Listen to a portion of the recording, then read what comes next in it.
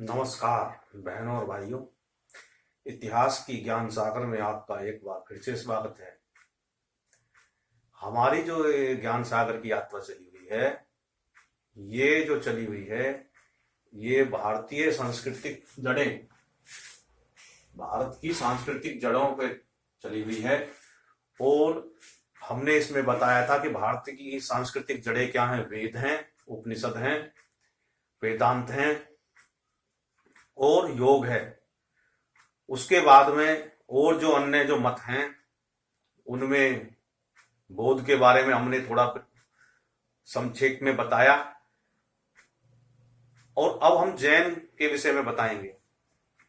जैन जो मत था, वो बौद्ध मत से भी पहले भारत की भूमि पे आ चुका था,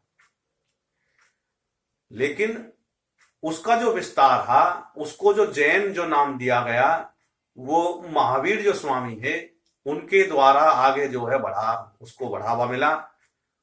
भारत में इस परंपरा के जो लोग थे, यानी कि अपने वानप्रस्थ के पास में जब संन्यास ले लेते हैं, यानी कि पहले ये जितने भी इनके जो जैन मत के अनुसार उनके जितने भी तीर्थकार हैं, वो सभी क्षत्रिय वंश के थे, सभी इक्ष्वाकु वंश के थे, यानी कि राम के जो वंश में से ही ये थे, भगवान राम के, और उन्हीं के वंश में से ये थे। कुछ इनसे पहले थे, कुछ उनके जो है समय के भी थे। जो सबसे पहले जो थे इनमें, वो थे जो है ऋषभदेव। ऋषभदेव जो थे, वो काफी प्रतापी राजा रहे थे, और उसके बाद में उन्होंने संन्यास ले लिया अपने पुत्रों को राज देने के बाद में। और संन्यास की अवस्था में उन्होंने, क्योंकि भारतीय दर्शन बड़े विस्तृत थे, उन्हें गुरुकुल के समय से ही ये सब कुछ शिक्षित कर दिया जाता था कि किस समय में आपको संन्यास लेना है, किस समय में आपने त्याग वो जो है वानप्रस्थ में जाना है। तो इस प्रकार जब वो राज ऋषि बन गए और राज ऋषि की भी चरम अवस्था में पहुंच गए, उन्होंने जो है ये व्रत ले लिया कि अब मैं कुछ भी जो है ग्रहण नहीं करूंगा। तो वो अन्न का उन्होंने त्याग कर दिया। वस्त्रों का धीरे धीरे जैसे शरीर पर फटते चले गए, उन्होंने फिर वस्त्रों का भी त्याग कर दिया। और वो इसी प्रकार से ही उन्होंने अपना जो है परमात्मा के में अपना ध्यान लगाया, योग ध्यान में रहते थे, और उनका उसी जो है वन में ही उनका शरीर त्याग हो गया। तो ये जो प्रथा चली, इस प्रकार से शरीर त्याग करने की, ये पहले से ही प्रथा चली आ रही थी कि मतलब जो है वो पहले से ही अपने शरीर का अंतिम गृह त्याग करने से पहले पिंडदान वगैरह की जितनी भी रस्म होती थी, उनको पूरी करके चले आते थे। उन्हें इस बात की परवाह नहीं रहती थी कि हमारा कौन अंतिम संस्कार करेगा, इसलिए वो पहले ही इस विधि को, मतलब सबको सबसे पिंडदान करा के वो जाते थे। ये पहले से ही हमारे यहाँ पे थी प्रथाएं और परंपराएं थी। इसी परंपरा के अनुसार अब हम जैन मत के बारे में आते हैं, यानी कि उनके ऋषभदेव ने भी ऐसी करा, उनके बारे में पार्श्वनाथ हुए और हुए, यानी कि जो ये महावीर स्वामी हैं, ये 23 में जो है उनके जो है तीर्थकार थे। अब इनके विषय में थोड़ा बता दें। ये बिहार में वैशाली जगह है, वहां के रहने वाले हैं, और क्षत्रिय कुंडम जगह है, यानी इनका वंश जो है इस प्रकार से ये इनका, वैसे तो ये इनके जो कुल था वो इक्ष्वाकु जो वंश था उसी में से ही थे, लेकिन वहां पे एक और जगह थी इस तरह की, तो वहां के ये वैशाली में इनका जो है राज था। इनके जो पिताजी है, जब ये 30 वर्ष की अवस्था थी, उनसे पहले ही इनके पिताजी ने भी संथारा, यानी कि अनशन के जरिए से ही अपना जो है अपना देह त्याग दिया था। और इस प्रकार से वो संथारा प्रथा उसको कहते हैं, बाद में पॉपुलर हुई ये संथारा प्रथा। उन्होंने अपना शरीर त्याग दिया। उनके शरीर त्यागने के बाद में इनके मन में भी यही हुआ कि भाई मैं जो है उनका आध्यात्मिक जो है ज्ञान को बढ़ाऊं, उनका मोह इस संसार से हट गया जो भौतिक जीवन है। और इन्होंने भी अपने बड़े भाई जो है उनसे अनुमति लेने के बाद में जो है अपना शरीर मतलब घर जो है त्याग दिया। घर त्यागने के बाद में इन्होंने, इनका जो बचपन का नाम था वर्धमान था, पिता का नाम सिद्धार्थ था, माता का नाम तिरसरा था, और जगह थी वैशाली राजधानी इनकी। और जो ये जैन जो धर्म नहीं कह सकते, मत जो है वो 6वीं शताब्दी सासापू या 580 ईसा पूर्व, जिसको BCE कहते हैं, बिफोर कॉमन इरा, या सासाम्पू कहते हैं, उसमें जो है ये शुरू हुआ, उदय हुआ। और 30 वर्ष की उम्र में इन्होंने घर का त्याग कर दिया। मैंने पहले ही बताया इनके माता पिताओं ने कि जो है अपना शरीर का त्याग अनशन के जरिए, अंजन त्यागने के बाद में किया था। और इसी को ही संथारा प्रथा कहते हैं। आज के समय में जो जैन धर्म में संथारा बोलते हैं इसको। और जब इन्होंने अपना घर छोड़ दिया, संन्यास ले लिया, तो ये जो है योग ध्यान में बैठ गए। और योग ध्यान में के बाद में इन्होंने जो काफी कठोर व्रत धारण किया और 12 वर्ष बीत गए। 12 वर्ष के बाद में इनको विवेक का, जिसको कहते हैं विवेक, प्राप्त हुआ। ये जो भारत में जो परंपरा चली आ रही है ये उसी मूल में थे, यानी कि भारतीय सनातन परंपराओं के अनुसार प्रकृति की गोद में जाके ही ज्ञान प्राप्त होता था। उपनिषदों में भी इस बात का वर्णन है। 108 से भी ज्यादा उपनिषद हैं। जब आप इनको पढ़ेंगे, पढ़ते तो है नहीं और इधर उधर की बातें करने लगते हैं, जब आप इनको पढ़ेंगे तो उसमें आप पाएंगे कि वो उस समय पे ज्ञान प्राप्ति का जो जरिया बताया जाता था वो यही था कि आप जाइए प्रकृति की गोद में और वहां आपको शुद्ध ज्ञान मिलेगा कि कैसे संसार चल रहा है, कैसे संतुलन बना हुआ है। इसी प्रकार से जो महावीर स्वामी थे, इनको भी 12 वर्ष के अनुभव के बाद में इनको ज्ञान प्राप्त हुआ, विवेक जागृत हुआ कि कैसे जो है हम अविद्या, इनका भी वही जो महात्मा बुद्ध का जो विचार थे कि भाई अविद्या और मोह इससे कैसे विजय प्राप्त करें। ये बड़े कठिन विषय हैं, अविद्या और मोह से हम कैसे छुटकारा पाएं, ये बहुत ही कठोर विषय हैं। श्रीमद् भगवत गीता में इन्हीं के विषय में ही 18 अध्याय बने हुए हैं। जो अर्जुन को जो मोह उत्पन्न हो रहा था उसको तोड़ने के लिए ही भगवान श्री कृष्ण ने गीता की ज्ञान दिया। और उसमें ये सब विषय आते हैं कि ये बड़ा ही दुर्गम काम है। मोह पे और अविद्या को नाश करने के बाद में ही आपको ज्ञान का, विवेक का उदय होता है। क्योंकि हमारे ये बड़ा लंबा विषय है, मैं इसमें कभी बाद में वीडियो बनाऊंगा। फिलहाल जो है जैन मत के पे ही चर्चा करते हैं। तो उनको जो है ज्ञान की प्राप्ति हुई, विवेक की प्राप्ति हुई। और विवेक की प्राप्ति होने के बाद में एक शब्द आया जिन, और जिन का मतलब होता है विजेता, युद्ध को जीतने वाले। ये नहीं कि रणभूमि में जाकर युद्ध जीत लिया, नहीं, मतलब अविद्या और मोह से कैसे हम जो है विजय प्राप्त करें। इसी का ही नाम जिन्हा, जो आगे जैन के नाम से जाने लगा। अपने नाम के सामने उन्होंने जैन लगा लिया, उनके जो अनुयायी थे उन्होंने जैन लगा दिया। आदमी खुद नहीं कर अपने नाम के पीछे कुछ लगाता, उनके जो भक्तजन गण जो होते हैं, जो चेले चपाटे होते हैं, वही महिमा मंडन करते रहते हैं। हमारे गुरुजी ने ये कर प्राप्त कर लिया, हमारे गुरुजी ने वो कर लिया। तो उनके नाम के पीछे जिन और जैन जो है, जिन से जैन जो है वो लगाना शुरू कर दिया। और वो जाके यही कहते हैं कि भाई आप जिनके जैन, जैसे हमारे गुरुजी ने जो है जैन मतलब जिन प्राप्ति कर ली, ऐसे ही आप भी प्राप्ति कर लें। उसके लिए क्या था कि आपको 2 चीजों को अपनाना, 3 चीजों को अपनाना होगा। अहिंसा, अनेकतावाद और अपिग्रह। यानी कि जैन जो धर्म है, जो आप धर्म तो नहीं कह सकते क्योंकि धर्म तो अंग्रेजी विषय में से आया निकल के, मत। तो अंग्रेज जो जैन मत का जो विषय है वो 3 ही विषय हैं। एक तो है अहिंसा, दूसरा अनेकतावाद, और तीसरा है अपिग्रह। अहिंसा का तो मतलब आप सभी जानते होंगे कि भी किसी भी जीव पे कोई भी जो है हिंसा ना करना, यानी किसी भी प्राणी पे, किसी भी चीज पे आपको हिंसा नहीं करनी।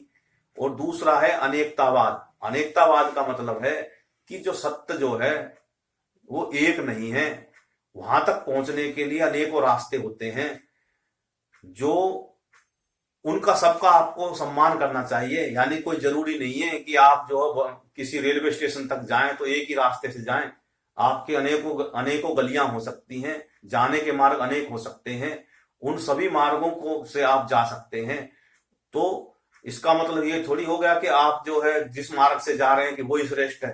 दूसरे मार्ग से भी कोई जा सकता है, वो भी श्रेष्ठ मार्ग है। इस कहने का मतलब है परमात्मा तक पहुंचने का या सत्य की खोज तक जाने के अनेकों मार्ग होते हैं। तो इस प्रकार से सभी दृष्टिकोणों को ध्यान में रखना चाहिए और उनको भी समझना चाहिए कि कथन एक ही नहीं होता, पहलू भी अनेक होते हैं और वहां तक जाने का रास्ता भी अनेक होता है। सबका सम्मान होना चाहिए। यानी कि पहली बात तो अहिंसा, दूसरा अनेकतावाद, संकुचित सोच मत रखो, विस्तृत सोच रखो। तीसरा है अपिग्रह। अपिग्रह का मतलब होता है कि भाई ये जो भौतिक जो समाज है, भौतिक जो जीवन है, इसमें इसकी गठरी मत बांधो। यानी कि इन चीजों का संग्रह मत ना करो, उतनी ही चीजें रखो, उतने ही संसाधनों को रखो जिससे जीवन जो है का गुजारा हो सके, सुगमता से आप जो है जीवन को जी सके। इतना भी भौतिकवादी मत ना हो जाओ कि उनके चंगुल में आप फंस जाओगे। अगर चंगुल में फंस जाओगे तो उनसे आपको मोह हो जाएगा और अविद्या आपको घेर लेगी। तो ये 3 जो विषय थे ये ही उनकी जड़ थी।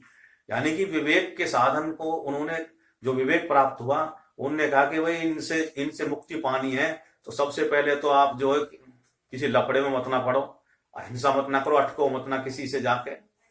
दूसरा अनेकतावाद, यानी कि किसी का दृष्टिकोण कुछ होता है तो आप उनसे भी विवाद मत ना करो, भैया हाँ होगा, आपका भी सत्य का दृष्टिकोण यही हो सकता है।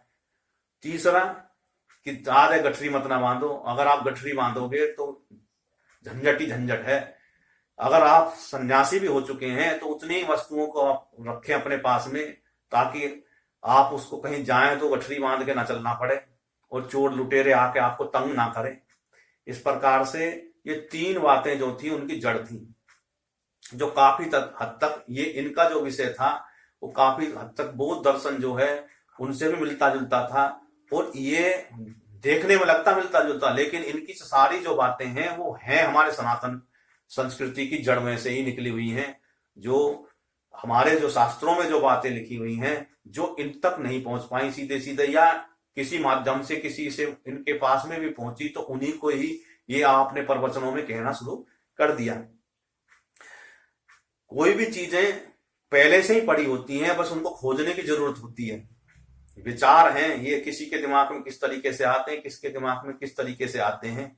इस प्रकार से ये उन्होंने जो है ये ही बातें जो काफी हद तक जो वेदांत की जो बातें हैं और उपनिषदों की बातों से ही मेल खाते हैं। अब एक और बातें आती हैं, जो बौद्ध जो दर्शन, हाँ उसमें तो ऐसे ये दान करो, तप करो, व्यायाम करो, इन तरीके की बातें हैं उसमें। भाई अपने आप को वो स्वस्थ रखना है तो उसमें एक नियम नहीं बनाया इन्होंने। हर चीज में जोड़ा एक शब्द संयम। संयम का मतलब होता है संतुलित, यानी कि हर चीज में संतुलन बनाना है। तप, अगर आप तप करें तो वो भी संतुलित होना चाहिए, और अगर आप व्यायाम करें वो भी सम्यक होनी चाहिए। सम्यक ही दान करें, यानी कि अपनी सुविधा के अनुसार, ये नहीं कि भाई कर्जा लेके हम दान करते फिरें। मतलब जितनी आपकी श्रद्धा है, आपकी क्षमता है, क्षमता से ज्यादा आप दान करेंगे तो भी आपका दुख का कारण बन जाएगा। तो इस तरीके की जो उनके बातें थी कि हर एक चीज में सम्यक जोड़ दिया उन्होंने। सम्यक दान, सम्यक तप, सम्यक भोजन, सम्यक जो है योग, सब चीज में सम्यक जोड़ दिया। ज्यादा जोर जबरदस्ती की जरूरत नहीं होती शरीर के लिए या मन के लिए, मतलब उसको खींच कर लाना होता है सम्यक तरीके से। इस प्रकार से उन्होंने सबसे पहले उन्होंने जो उनके जो विचारों में से जो प्रसिद्ध थे वो ये थे कि सभी सांस लेने वाली जो हैं, जो उपस्थित हैं, जो जीवित हैं, जो संवेदनशील हैं, उन जीवों को मत मारो। न उन मारा नहीं जाए, उन्हें मत मारो।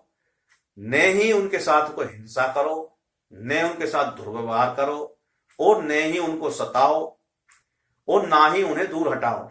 यानी कि अगर कोई भी ये इस प्रकार के जो सांस लेते हैं, जो संवेदनशील हैं, और जो वो आपके नजदीक भी आ गए हैं, तो आप उनको डंडा लेकर भाग जा रहे हैं, यहां से भगाओ मत ना उन्हें भैया, वे भी धरती पर जीव हैं, और आप उन्हें रहने दो, आप चले जाएंगे जब उनका वो है, तो आप उनसे उलझने की कोशिश ना करें। अगर उलझेंगे तो झगड़ा जरूर होगा, क्योंकि उनमें भी संवेदना है, सबको अपना शरीर प्यारा है। दूसरी बात, हिंसा ना करें जबरदस्ती, आप मजबूत है तो उनको सताए नहीं। तो इस पर उनका जो उपदेश जो था, प्रथम उपदेश यही था कि भाई जितने भी सांस लेने वाले जो जीव हैं उपस्थित है, फिर उनका फिर दायरा ही बढ़ गया। फिर उन्होंने कहना शुरू कर दिया कि भाई चाहे आपको दिखाई दे रहे हैं या नहीं दिखाई दे रहे, जो भी जीव हैं जो आपकी आंखों से दिखते भी नहीं हैं, उनको भी आपने उनके साथ में भी हिंसा नहीं करनी।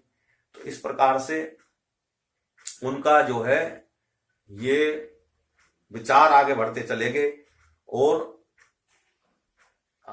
इसी को आधार बनाते हुए वो अपनी बातें कहने लगे। उन्होंने कहा कि भाई देखो, कई उदाहरण उन्होंने आगे दिए इस प्रकार से। तो बौद्ध धर्म में तो आगे जो उदाहरण देने का जो सिलसिला चला, उनको तो जातक कथा बोलते हैं, यानी छोटी छोटी कहानियों के जरिए से वो समझाया जाता था। इसी प्रकार से जैन जो अनुयायी थे आगे जो है मत में, उन्होंने भी अपनी कहानियां के जरिए से, चित्रों के जरिए से, छोटी छोटी पेंटिंग के माध्यम से ये अपने जो उन्होंने जो है अपना जो विचार था उनको चित्रित करना शुरू किया, प्रकाशित करना शुरू कर दिया। और उन्होंने जो है ऐसे ही इस प्रकार से ही ये जो है समझाना शुरू कर दिया। तो इस प्रकार से ये मैंने बताया कि किस प्रकार से जैन धर्म आगे बढ़ा।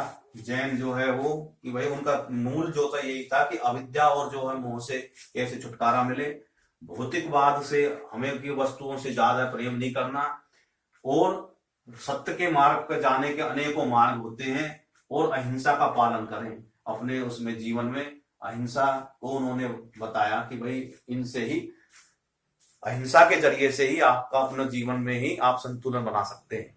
तो इस प्रकार से जो जैन मत था वो काफी हद तक बौद्ध मत, यानी कि बौद्ध मत के ही कुछ विचार आपसी से मेल खाते थे, लेकिन जैन मत में बौद्ध मत में जो प्रमुख अंतर यह था कि जो जैन मत में मांस भक्षण का कोई भी बहुत ही नहीं थी कि भाई मांस भक्षण आप करेंगे, और उसमें आपको, उसमें जो बौद्ध मत में जो है मांस भक्षण को अभी अनुमति थी कि भाई जो आपको मिल जाए भिक्षा में आप उसे खा लें।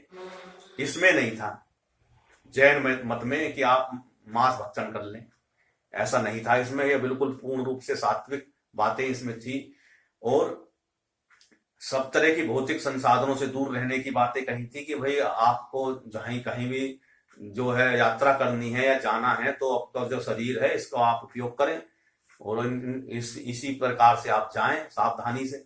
तो इस प्रकार से जो जैन मत के बारे विषय में ज्यादा मैं बोलूंगा तो इसमें काफी दो आगे जो है वो बने, जो है एक तो था वस्त्रों को धारण करने वाले जिनको, और एक थे जो वस्त्र धारण नहीं करते थे।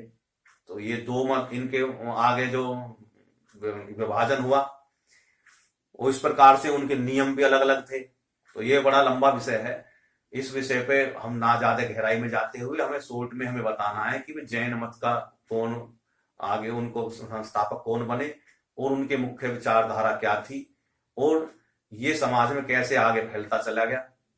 तो जो है इस वीडियो में इतना ही। अगली वीडियो में हम सब बताएंगे कि जैन बौद्ध में क्या समानताएं थी और आगे चल के ये कैसे आगे बढ़े, उसके बारे में उसके बाद में बताए जाएंगे भी जनजाति जो भारत के जो आगे जो भी जो है जनजाति वर्ग थे वो क्या थे, ये कहां से उत्पत्ति हुई इनकी, और इनका जीवन में दर्शन कैसे आया, इनके जीवन का दर्शन क्या था, इनके जीवन के मूल में क्या थी, इनकी जड़ें जो संस्कृति की किस प्रकार से थी। इस वीडियो में इतना ही। इस वीडियो को ध्यान से देखें और मेरे चैनल को लाइक करें, सब्सक्राइब करें। और ज्यादा आध्यात्मिक के बारे में ज्यादा जानकारी लेनी है तो मैंने एक किताब है, पुस्तक है, ग्रंथ है, वो प्रकाशित कराया हुआ अमेजन पे, जिसका नाम है श्रीमद् भगवत गीता एक आध्यात्मिक रहस्य बाय डॉक्टर सुमनवीर सिंह। आप इसको गूगल पे डालेंगे तो पुस्तक सामने आ जाएगी। आप उसको ई बुक है, आप उसको डाउनलोड करें और ज्ञान को बढ़ाएं। आध्यात्मिक जगत में आपकी जो भी जिज्ञासाएं उसका सारा समाधान इसमें मिलेगा। बहुत बहुत धन्यवाद। बोलो भारत माता की जय। जय हिंद, जय भारत। धन्यवाद।